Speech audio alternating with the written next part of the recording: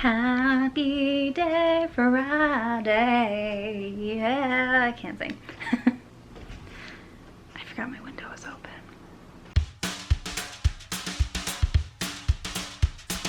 And it is the last day of my intense writing workshop style class.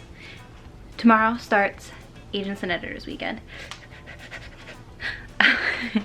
And tonight we have our reading where we can invite friends and family to come and listen to us read a portion of our book, kind of like if you were at like a book talk or something. I don't know, I've never been to a reading. Like a poetry thing, slam, but like with literary fiction. I don't really know. I had the wild thought to invite all you guys, but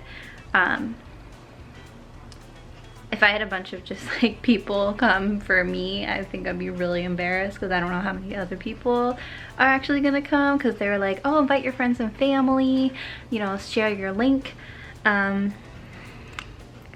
I'm just like really, because like all of my family said they were gonna come, and I'm like, oh god, I hope other people's friends and family come, because otherwise it's gonna be like a Bascom invasion, and I'm gonna be like, I told Zach, I was like, this feels like I'm a kid and I'm having my spring concert. Like, do you guys want to come to my reading? And it's going to be everyone in the program. There's, I think, 30, like 28 or 30 of us. But that's not what I came here to talk to you guys about. Last night, I was reading more about this weekend. As you know, I'm very excited, very nervous. And deep breaths. I had decided to look, because they had a list of all of the authors that were going to be coming from the authors panel. They had a list of all of the editors, and they had a list of all the agents that were going to be coming to the agents panel, agent talk, meeting, mingling, whatever.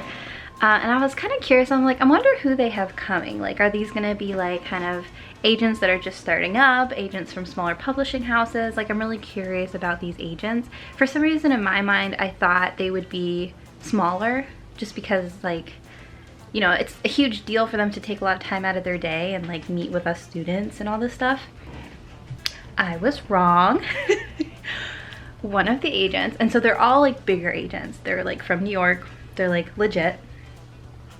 They have like best-selling clients. One of the agents I saw right away was from Writer's House, which is like, I admit this, I've been obsessed with reading Stephenie Meyer's Journey to Twilight on her website over and over and over again, because I find it really inspiring just listening to her tell the story of how she wrote Twilight. And she talks about getting an agent. And so for those of you who don't know, her agent is Jody Reamer from Writer's House. And so I saw that there's going to be a literary agent from Writer's House, which they don't have an incredible amount. Like, they have like a standard literary, I don't know, it's like 10 or so.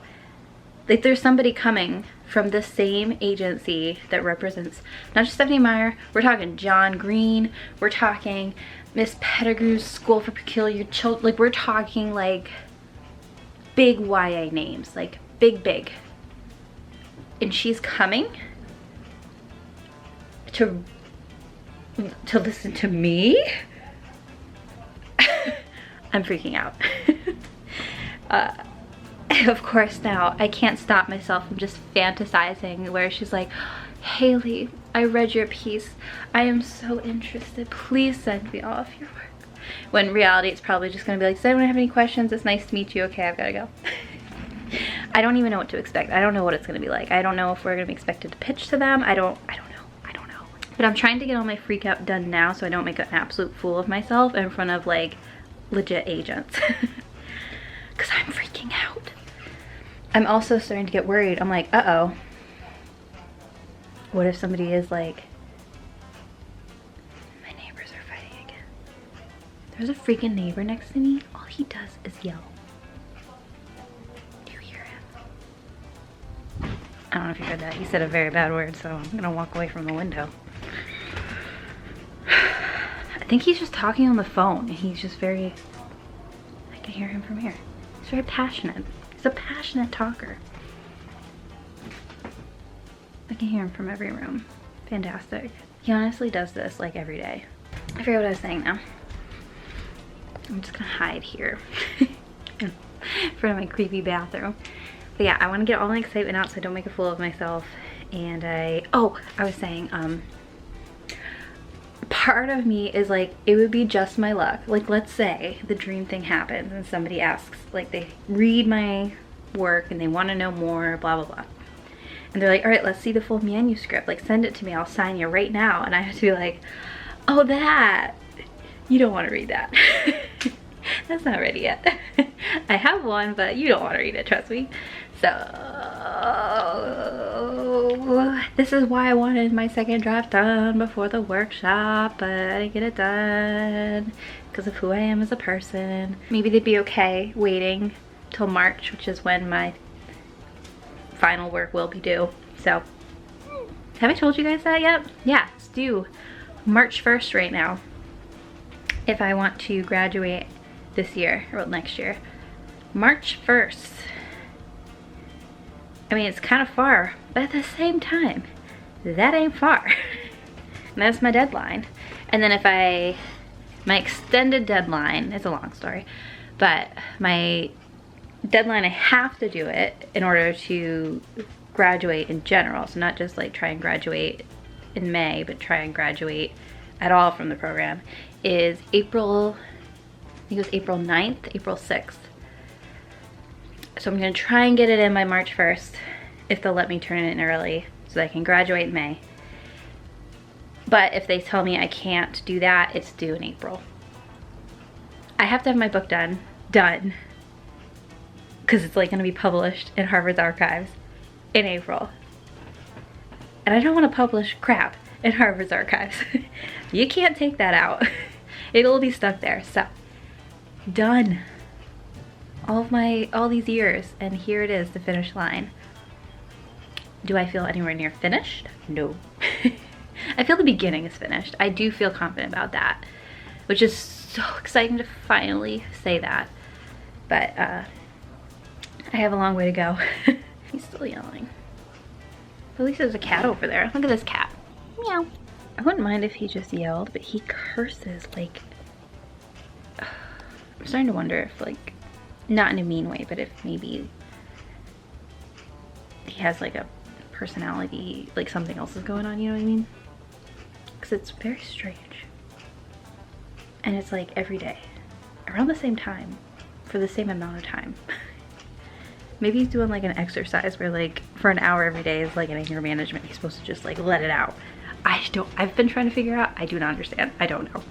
I don't know if you can hear him. If you can, I'm very sorry. It's very offensive what he's saying. But now I'm gonna go. I have just some more things to wrap up homework wise to turn in today. And I have to get ready for my reading. So I'm gonna continue to practice it. I know what I'll do if you guys want. At the end of this, as part of my practice, I will read it for you guys. We can only read for 2 minutes, so it'll only take up 2 minutes of this video's time. But yeah, as it stands right now, this is my current prologue to my novel. And I've actually, and it's not the full prologue. I did trim it so that it fits within 2 minutes. So I cut like a page, just so you know. So it's not like the official thing. It's just for the reading. I'll wait till he's done to read it to you though. All right.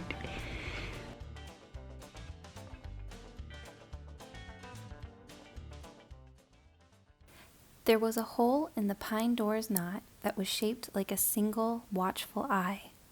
Raised 4 feet from the ground, it was just tall enough for Paul to peek through into his grandfather's study. Only in the deepest hours of the night, when the sounds of the coast turned in except for the rhythmic shush of ocean waves, would Paul get to steal a prolonged glimpse at his grandfather's most prized possession, Gloria. At least, that's what his grandfather had named this impossibly smooth crystal skull. Grandpa John always brought the skull out when Paul asked to see her, but never gave him the chance to really take it in for very long before it was tucked back away into a locked drawer. Except for at night, when John didn't know Paul was watching. One such night, when the moon was hidden behind thick clouds and the surrounding woods were whisper quiet, an older Paul was making his way to the bathroom when he noticed the familiar glow under the study door. He crouched down and peeked through the unblinking eye and to his surprise saw his grandfather doing something rather odd.